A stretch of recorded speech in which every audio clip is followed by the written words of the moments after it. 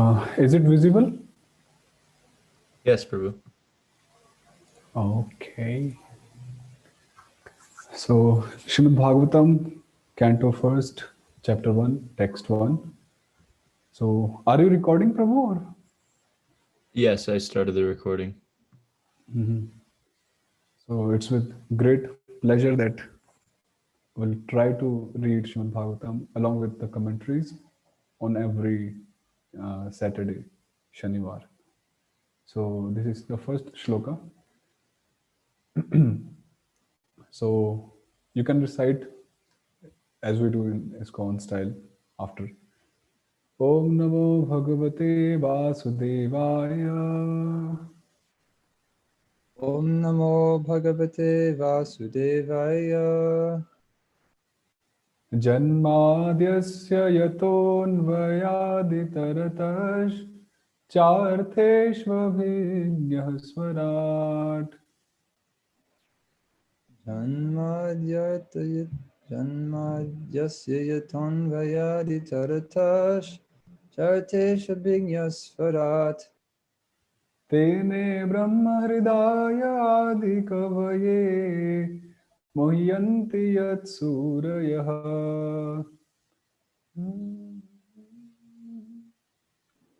Tene Brahma So Yada. you can mute yourself and then because it's Sorry, bro. yeah just tejo vari mridam yatha vinimayo yatra trisargo mrisha.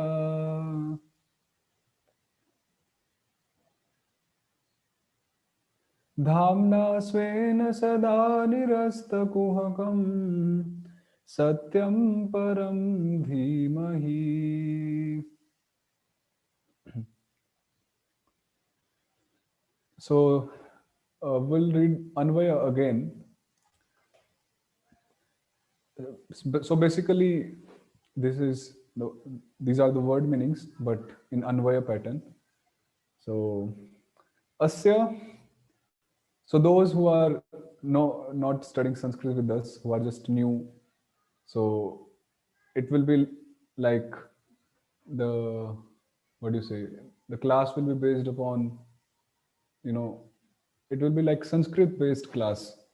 So we'll be discussing many points from the grammar, Sanskrit grammar. So don't be surprised at what's going on. Asya Vishwasya Janmadi Janma Sthiti Bhangam, which means creation, maintenance, and annihilation.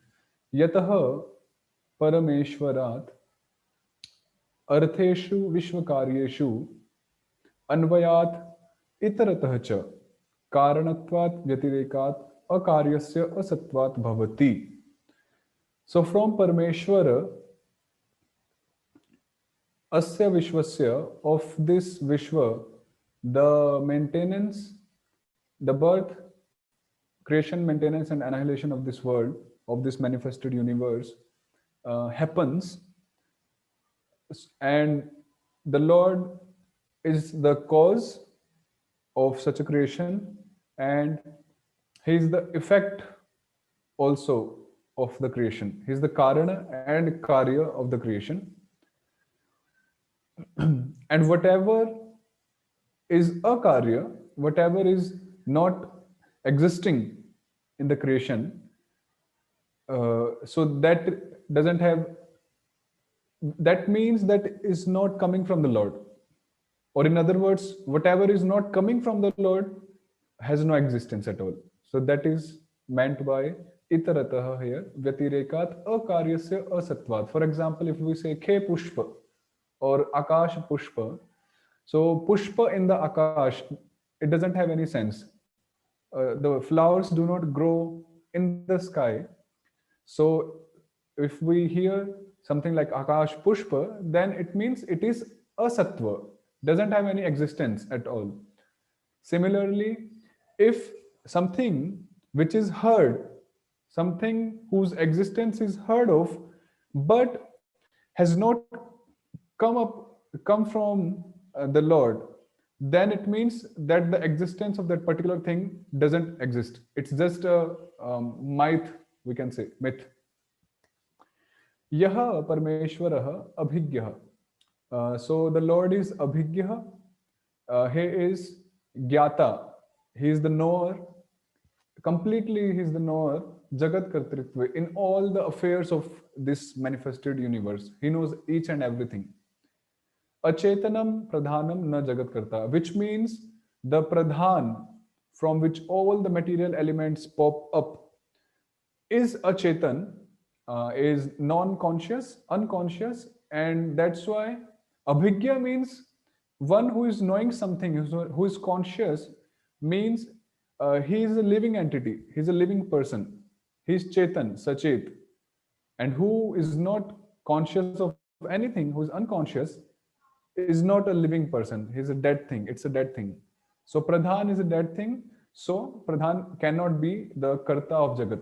Like some school of thoughts, they say that the material nature is all in all, the material nature is all in all, and there is nothing beyond nature. But here in the very first verse of Srimad Bhagavatam, it's kicked off, the very concept. Swarat Svena eva rajada yah swatah siddha jnanamayah. And the Lord, the Parameshwar, is Swarat. He is possessed with jnana, with knowledge, which he didn't borrow or learn from any second person, which is his own property, which arises from his own self, Swatah Siddha. Swatah Siddha, Krishna Prem, we say, Swatah Siddha. So, Jiva na Jagat Karta. And that's why, by the word Swarata, it also implies that Jivas who depend on others, especially on the Lord, to attain knowledge, they cannot be Jagat Karta because they are not fully independent. They are minutely independent in some ways, but they are not fully independent. They are ultimately dependent on the Lord's mercy. And that's why we have Eko Bahunam Yo Vidadhati Kaman. Nityo Nityanam Chetanas Chetananam Eko Bahunam Yo Vidadhati Kaman. That only the Lord is the one, Eko, who fulfills the desires, who bestows the knowledge upon all the living entities, including Lord Brahma. That's why it said, Adi Kavaye, unto Lord Brahma, Brahma Hrida Tene. So the Lord Prakashayamasa, he revealed the Brahma. Brahma here stands for Tattvam Vedamva, the Tattva Gyan, the knowledge of the Vedas, unto the Adi Kavi Brahmaji, Lord Brahma, just by the Sankalpa. Just by the Sankalpa. It wasn't that he had to sit with Brahma on a Zoom call like we are doing now, or something like that. No, it was just a sankalpa from the Lord's heart, and automatically the knowledge arose in Lord Brahma's heart. So, Hrida, Tene. And that's why when we chant Gayatri Mantra, like who are second initiated or the Brahmanas, so we say, Dhiyo yo naha prachodayat, we say at the end. So that also means the same thing, that, oh Lord, please inspire me or inspire my intelligence so that my intelligence can flow in your direction. So it's the same import which we are seeing here, because the first verse is also an explanation of Gayatri Mantra. So they have the same meanings, which will be shown in Jiva Goswami's commentary especially, and also in Sridhar Swami's and Vishwanath Chakravarti Thakur's. So, yeah. Yat Yasmin Parameshware Surayah Brahma Adyayah Muhyanti Moham Prapnuvanti. That even the demigods, including Brahma, Shiva, Ityadi, even they are bewildered. They are bewildered in the matter of knowing Parameshwar in full. So they are also bewildered. Then it says, Tejo Vari Mridam Yatha Vinimaya. Vyatyayah Anyasmin Anya Avabhasaha. So Vinimaya simply means in English exchange. Here Vyatyayah means Anyasmin Anya Avabhasaha. if there is one thing at a particular place, but we misunderstand something else to be there in spite of what's present there. For example, मरीचिकायः Tejasi वारी बुद्धिः मृदि च काचादो वारी बुद्धिः अधिष्ठान सत्यया सत्यवत प्रतीयते. I will cover this part in Sridhar Swami's commentary, so I won't explain here. So tatha yatra. So as one mistakes tej in vari, which means one mistakes water in land, or tej fire in land, and so on. Similarly, trisargah trayanam maya gunanam tamo rajah sattvanam srishti. The creation of tamo, rajo, and satogun, which are of course the three gunas of maya, of material nature, such a creation is mrisha, it's false. Na vastutah san, it's false. And anena jada upadhi sambandham varayati, and it's false, so it implies that all the upadhis, all the designations which we have with the dead matter should be avoided. Varayati means to be avoided. So in some readings it's mrisha, and in some readings it's amrisha. If you remember, here we see this avagraha, this s. So in BBT edition it's amrisha, but in some editions they take it as mrisha. So the acharyas, they have explained both. So if it is mrisha, then it's clearly indicating that the world, the creation of Trisarga, is not true, it's false. And if it's amrisha, so amrisha literally means true. So in that sense, amrisha eti pathe, in such part, bhut indriya devta rupa satya yat satyataya mithya sargobhi satyavat pratiyate. That even though the world, the Trisarga, is false, but because its existence is based upon the Lord, that's why it appears to be true. I will explain this in Sridhar Swami's commentary soon. So then Svena Dhamna Nirasta Kuhakam, that by his own power, his own energies, internal potency, Lord Nirastam Kuhakam Kapatam Yasmitam, he mitigates or he dispels all the kapata. How do you say kapata? All the deceit or cheating. Deceit, or in Sridhar Swami's commentary, he will say the effects of Maya. Maya cannot leap over the Lord. So in that sense, so Satyam, Param, Sada, Dhimahi. Satyam stands for Swarup Lakshanam. Param means Parameshwaram. Vayam means we all. Sada, Sarvada, Dhimahi, Dhyayama. So we all meditate upon such Lord. So this was just a structure of the verse. Now we'll try to enter into the commentary by Sridhar Swami.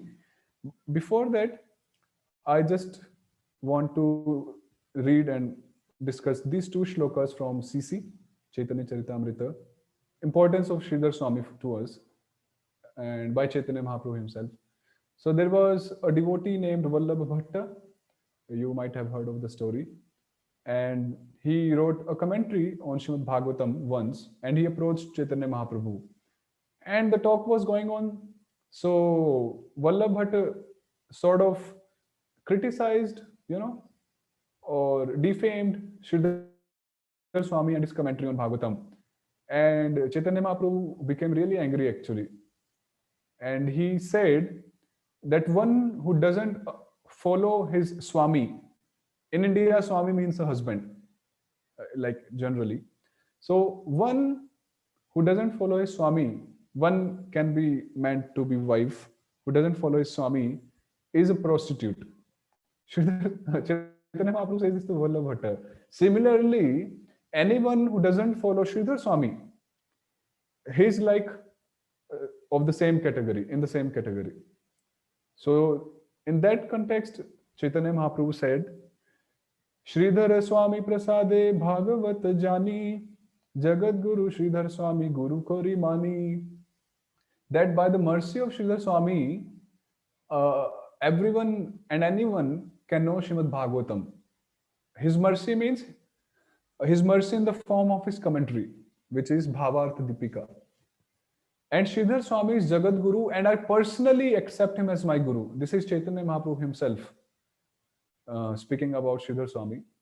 Then he says in 135th, so this is a reference. You can study this one if you like. Sridharanugat kar bhagavat vyakhan abhiman chadi bhaja Krishna Bhagavan. That you explain Srimad Bhagavatam in the line of Sridhar Swami. You know, Anugata. You become Anugata of Sridhar Swami, and then you explain, you dare explain Bhagavata.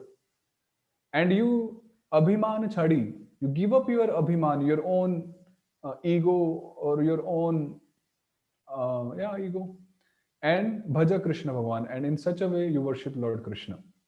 So this is quite a statement actually that Chaitanya Mahaprabhu himself is recommending Sridhar Swami, and he's not just recommending, he is accepting him as his own Guru Kori Mani. So Abhinandan Prabhu, Mani, Kori Mani is like first person, right? He is speaking about himself. Yes, Prabhuji. Yeah, so it's first person. Chaitanya Mahaprabhu. मैं मानता हूँ. I'm accepting. So like that. So Sridhar Swami wrote the commentary in 13th century, and it is said that he wrote it in Kashi. And like there is also one misunderstanding or rumors that Sridhar Swami is Advaita Vadi. You know, he's not proper Vaishnava. He is Advaita Vadi. But by the statement of Chaitanya Mahaprabhu and by the way Sridhar Swami explains the principle of Vaishnavism, he establishes the personal features of the Lord, you know, in his commentary to Srimad Bhagavatam. It is very clear, crystal clear, that he's a pure Vaishnava. And Chaitanya Mahaprabhu's words are sufficient for the Gaudiya Vaishnavas, at least. So while he was in Kashi writing commentary, so many Vaishnavas, they were like criticizing and underestimating Sridhar Swami's work, you know. I'm just trying to give up a little sum up of Sridhar Swami and how did he write the commentary and what happened. So it was like sort of underestimated his work, that he's not a Vaishnava, he's a Dvaitavadi, so no one would read it and so on. But Shivji himself, Lord Shiva in Kashi himself, so what happened, Sridhar Swami went to one of the Shiva temple, and because he was in Kashi, but he was a devotee of Nrsimhadev, of course. So he went to Shiva temple and he put his pothi, you know, whatever he wrote till then, the commentary, in front of Lord Shiva. And then Lord Shiva himself said, you know, that Vyaso Vetti, Shuko Vetti, Raja Vetti na Vetti va, Sridharo Sakalam Vetti, Shri Nrsimha Prasadata. Quite a heavy statement by Lord Shiva. That Vyasa knows or doesn't know, I don't know. Shukdev Goswami knows Bhagavatam or doesn't, I don't know. Lord Maharaj Parikshit knows or doesn't know, even there is a doubt. But Sridhar Swami obviously knows everything about Srimad Bhagavatam. Sakalam Vetti. Sakalam means in totality. And how? How did it happen? Shri Nrsimha Prasadata, by the mercy of Shri Nrsimhadev. So it's like we are having sufficient pramanas to read, follow Sridhar Swami. And now this was just a little sum up for this. We'll enter into Sridhar Swami's commentary. Prabhuji, just one question about the Sridhar Swami's commentary itself. Yeah. So some people say that or I think even Jiva Goswami's commentary, sometimes it says that Sridhar Swami used some Mayavadi philosophy to just to use it as a hook to catch the fish of those people and to bring them to devotional service. So, could you comment on that?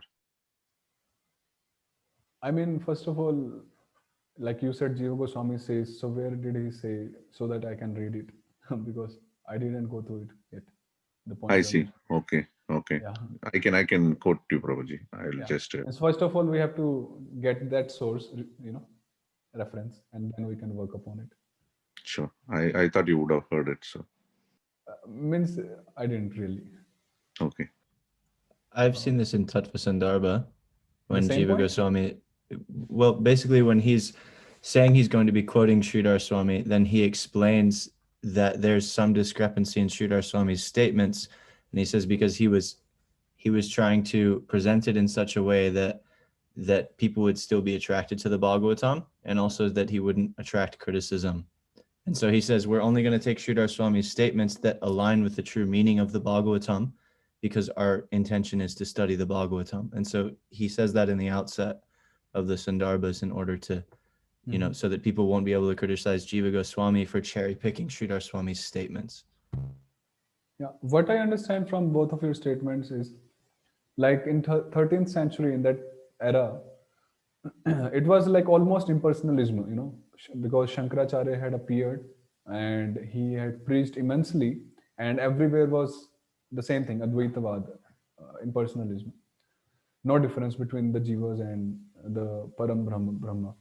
So Sridhar Swami tried, as Ujjwal Prabhu you explained, to reconcile both the things, so that, like, just like Chaitanya Mahaprabhu, he took sannyas from a Mayavadi sannyasi.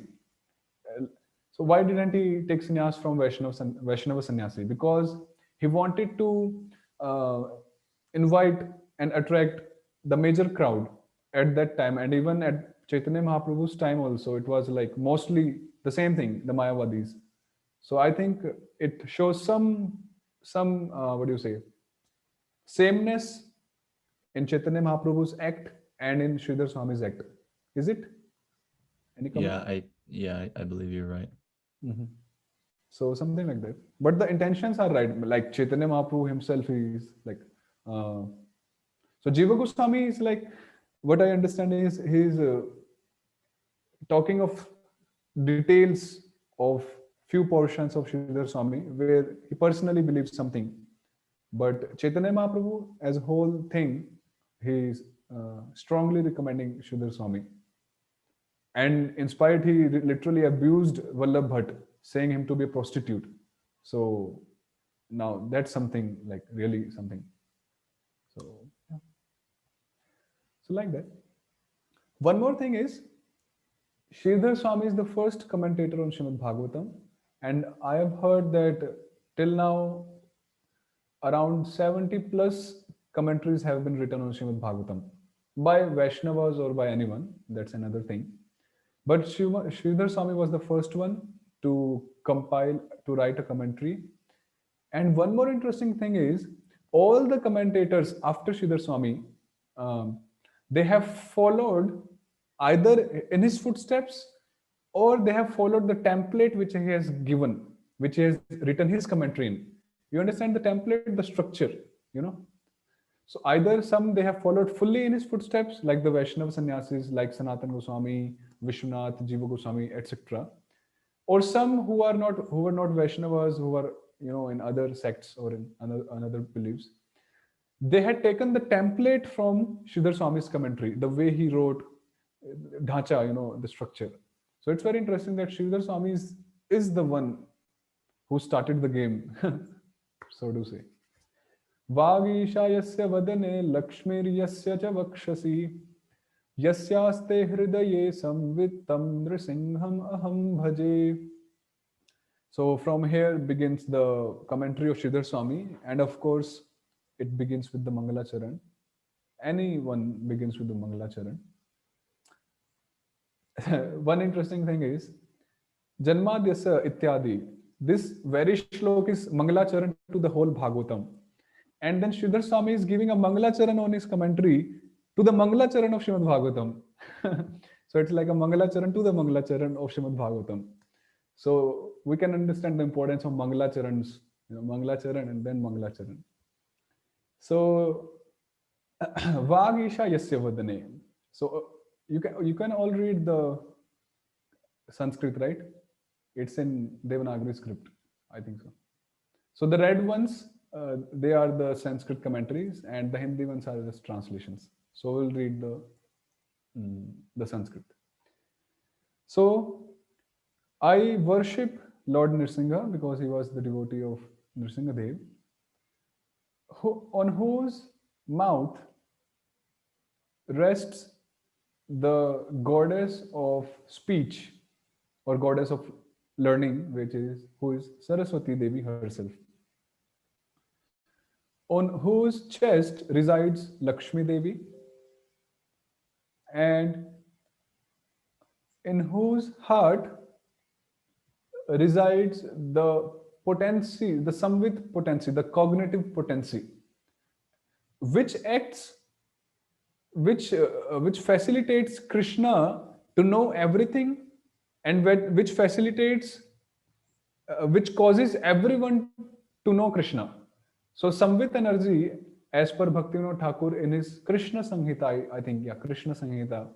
So there he talks of the energies of Krishna. So samvit energy causes Krishna to know himself first, and samvit energy causes the jivas to know Krishna. Two things. So to such a Nrsimhadev, I offer my respectful obeisances and I worship him. Bhaje. Vishwa Sarga Visargadi Nava Lakshana Lakshitam Shri Krishnakhyam Param Dhama Jagad Dhama Namami Tat. I offer my obeisances, Namami, unto Shri Krishna, unto one who is named as Shri Krishna or who is celebrated as Shri Krishna. Akhyam means who is celebrated as. Who is Param Dhama? Param Dhama could be, how would you say Param Dhama? Param Dhama, we all understand Param Dhama, Pavitram. The topmost abode. Actually, Dhama is not abode here because it's connected with Shri Krishna. Let's say refuge. That will be more closer to Shri Krishna Akhyam. So Param Dhama would be the topmost refuge to the devotees, for the devotees. And he's Jagad Dhama. He's the Adhar basis of the manifested universes. Everything is resting on him. And he is characterized by the 9 symptoms beginning from, Sarga, Visarga, Ityadi. The 10, we know the 9 symptoms from Atra Sargo Visargascha, Sthanam Poshanam Utayah, Manmantare Shanukatha, Nirodho Muktirashrayah. So Shri Krishna is the Ashraya. So the Ashraya Tattva is shown in this one. His Param Dhama, his Jagad Dhama. So it's like Ashraya. And the rest of the 9 symptoms are his symptoms, which characterize the features, the attributes, the properties of Shri Krishna. So to such a Lord, I offer my respectful obeisances. See, one interesting thing is, Sridhar Swami is doing the Mangalacharan with the glasses of Srimad Bhagavatam, with the glasses of the philosophy of Srimad Bhagavatam. Are you getting my point?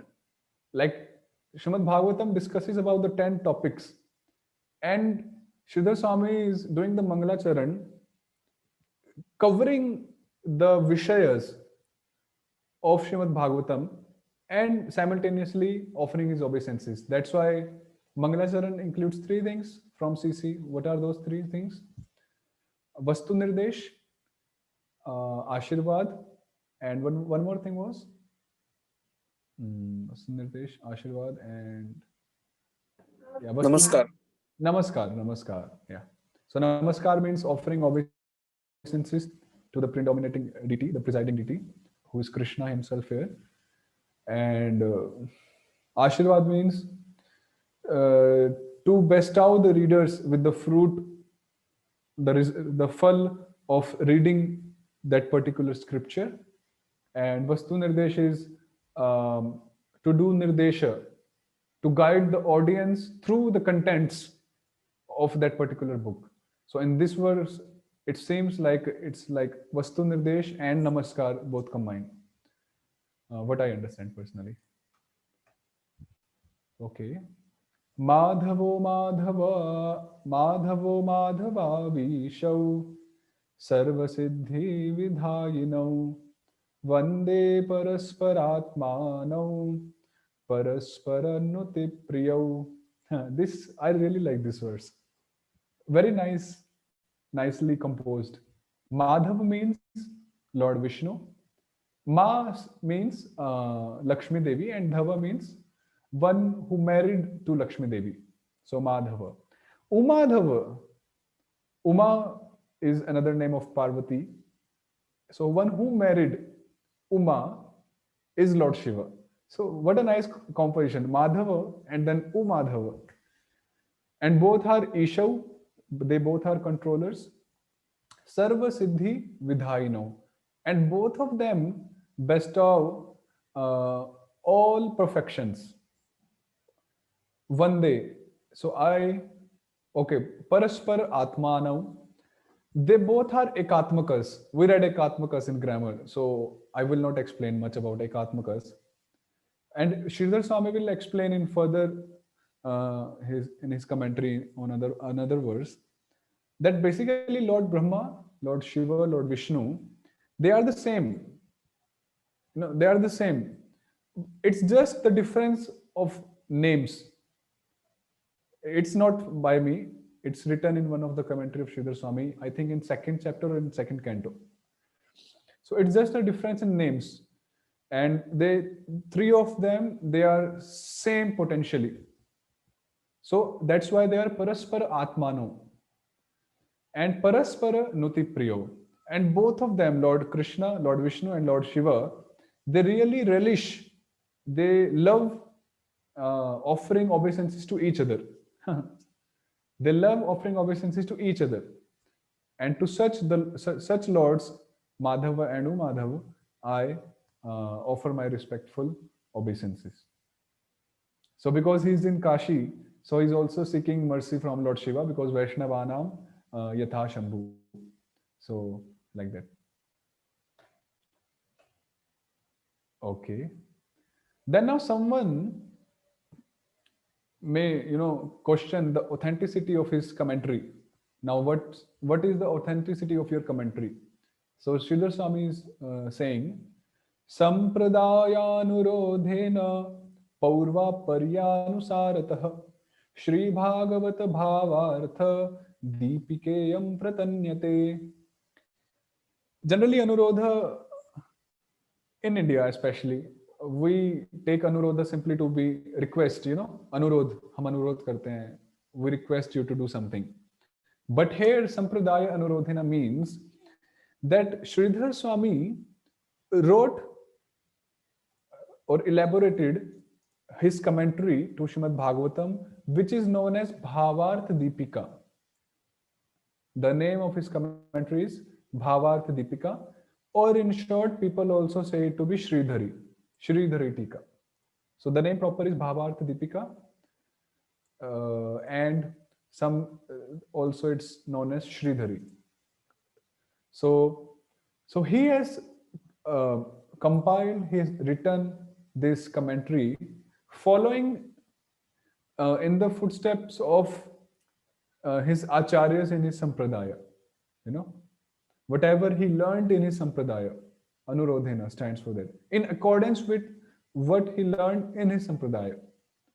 And Paurva Parya Anusaratah. Now in Srimad Bhagavatam, like we have 12 cantos, 12 skand, and Paurva means Purva, like before, prior, and Apara means the later topics. So the topics which are prior and the topics which are at a later point. So in Srimad Bhagavatam, there is a, how do we say samanjasya in English? There is a mm,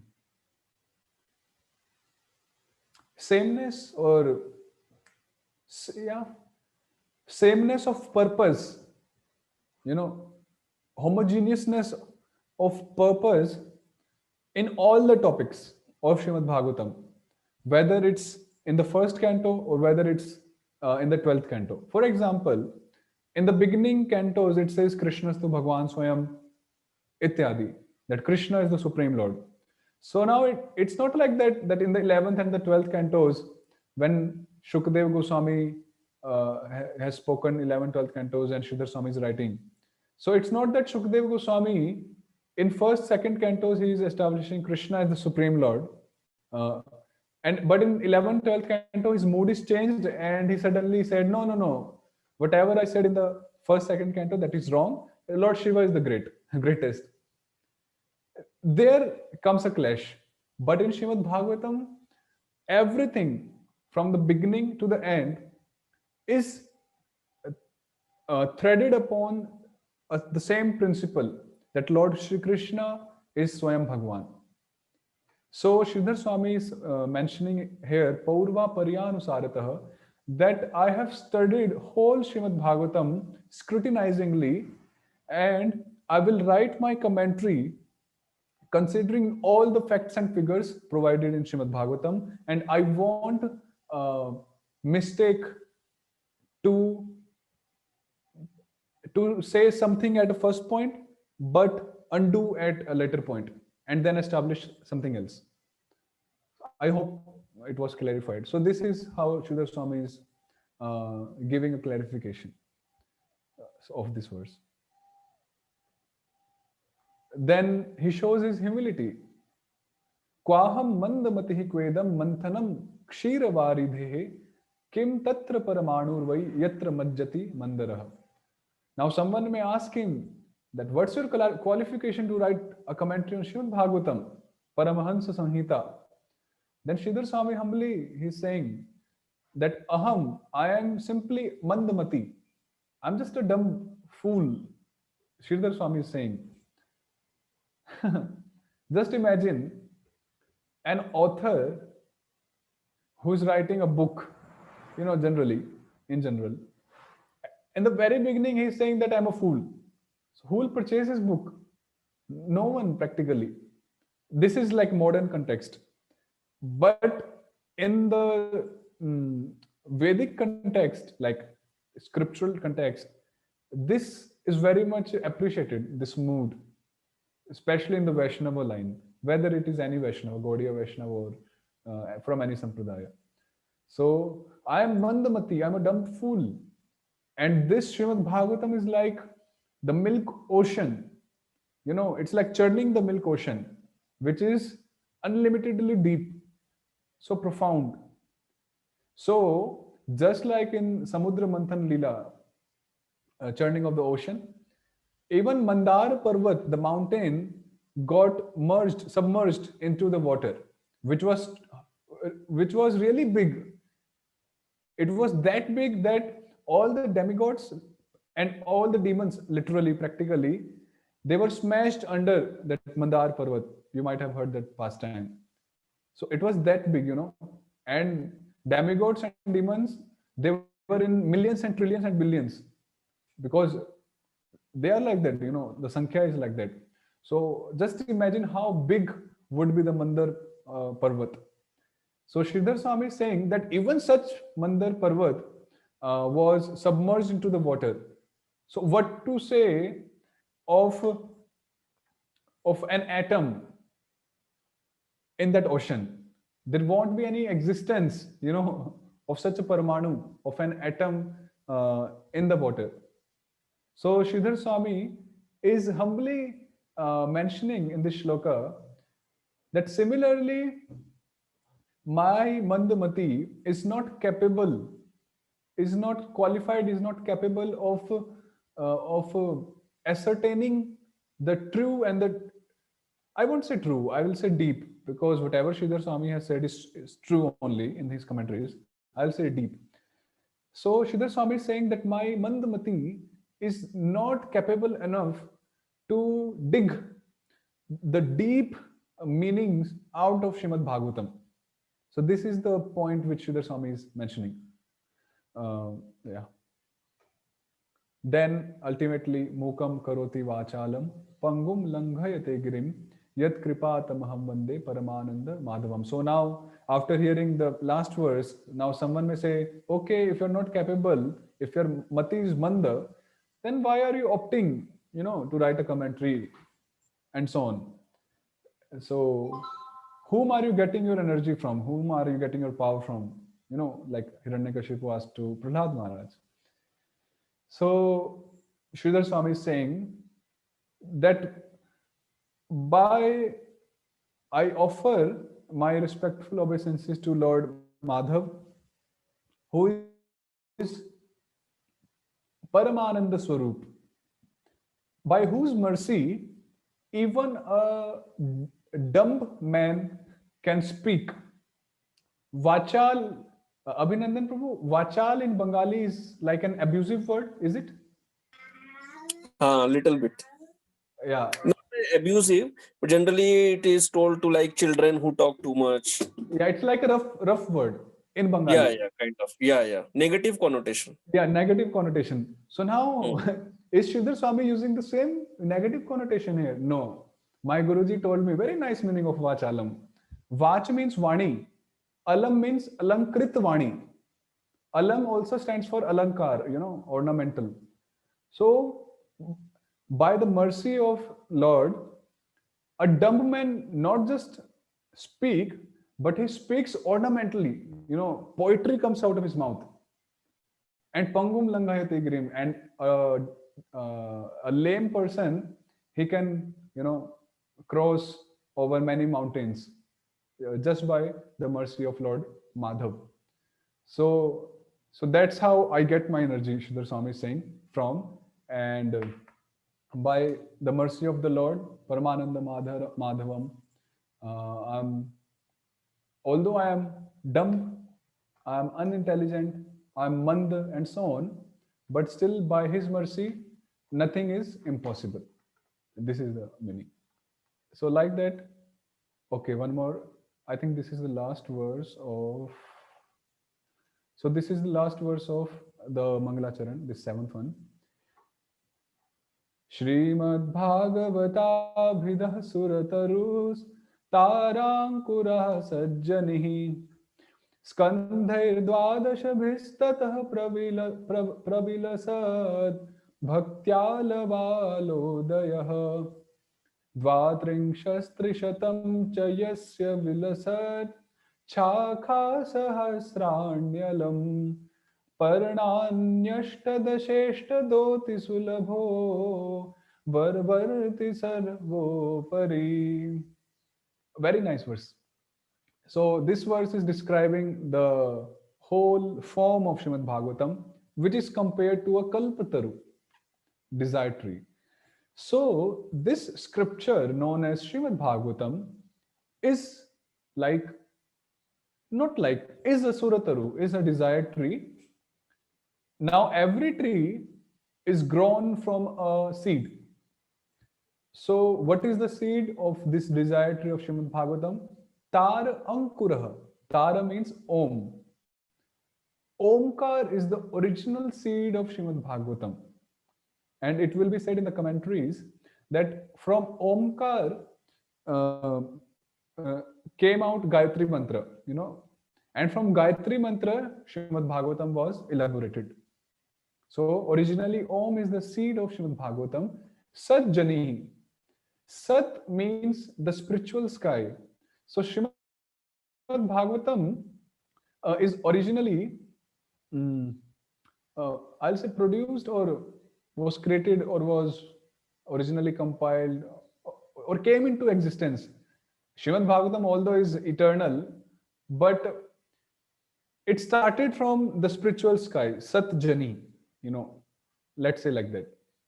It was derived from the spiritual sky, that is Sat Jani. Then, and of course, then it descended to the earthly planet. So this will be the right thing. It descended. Just like Krishna takes avatar, similarly, Srimad Bhagavatam took avatar. And it's non different from Sri Krishna. So it can take, when holy name can take avatar, what is that?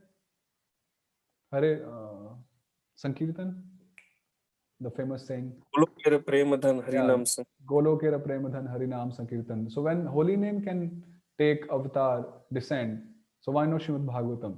So like that. So Srimad Bhagavatam descended from the spiritual sky to the material world to do dharma sansthapanarthaya. Skandhai Dwadashabhi. So I hope all the Sanskrit grammar students, they are able to find out the sandhis like Skandhai, Dwadashabhi, and Ityadi. So when we are reading the Sanskrit, so it's like in your brain, in your mind, everything should go on simultaneously, the sandhis. And if you are having any question about that part also, you can ask, no issue. Skandhai Dwadashabhi tatah pravilasat. That just like a tree has got branches, so the branches of Srimad Bhagavatam are the 12 cantos, Tata Prabhalisat, and it's shining, it's radiating. And Bhaktya Alaval Odaya. So I was searching what is Alaval.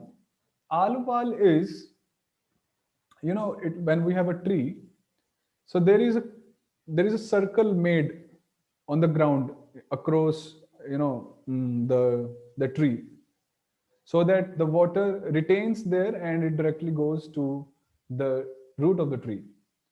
So, and then the tree grows nicely because it's getting the water. Similarly, Srimad Bhagavatam is grown in that circle of bhakti. Bhaktya tu ekaya grahya, as they say. So, Srimad Bhagavatam grows into that alaval, that circle to retain water, and that's bhakti. Dvatrinshas trishatam chayasya vilasat chaka. Now there are small branches on those 12 main branches, and they are 335 in number. Now here, Dvatrinsha Trishatam is 332. But in the explanations by other acharyas, they explained this term to be 335 by somehow or the other. That's like some grammatical explanation. So there are 335 small branches, which means 335 chapters in 12 cantos, and Sahasrani Alam Paranani Ashtadasha Ishtadaha. And then there are 18,000 Paranani, means leaves, on those 335 branches, small branches, which means 18,000 verses. So Ishtadaha, so such Srimad Bhagavatam is Ishtadaha. It bestows the desired thing to the reader. Ati Sulabha, it's very easily obtained. Sarvopari Varvarti, and it rules over all other scriptures. It's the topmost, it's the greatest scripture. Just like Krishnastu Bhagavan Swayam, and everyone is below him. Krishna is asamordhva. Similarly, Srimad Bhagavatam is Bhagavan Swayam, or it's the topmost, and every other scriptures, they are below Srimad Bhagavatam. So Srimad Bhagavatam is also asamordhva. There is none who can equal or who can be topmost, to Srimad Bhagavatam. So that was Mangala Charan, and we'll stop here for today. We'll continue the next week, Saturday. So any questions? Anything? Yeah, probably. Dhanad Pranam. Probably in the beginning, you were saying you'll explain this later, right? That the world appears to be real only because of the Lord Krishna. So I just wanted to check if can we dwell on that. That will be discussed in next class. So I thought we would cover that part today, but we could just do Mangalacharan in today's class. So we'll do that part in next class. So let it be a suspense for now. This is the next class, right? Yeah, the Saturday, every Saturday. Prabhu. Every Saturday. Okay. Any other thing for in today's class? Mhm. So we're trying to do this every Saturday. So this is our first class. Hope it was enlightening. And yeah, thank you very much. So Hare Krishna. Hare Krishna, Prabhuji. Hare. Haribo. Hare Krishna. Hare Krishna.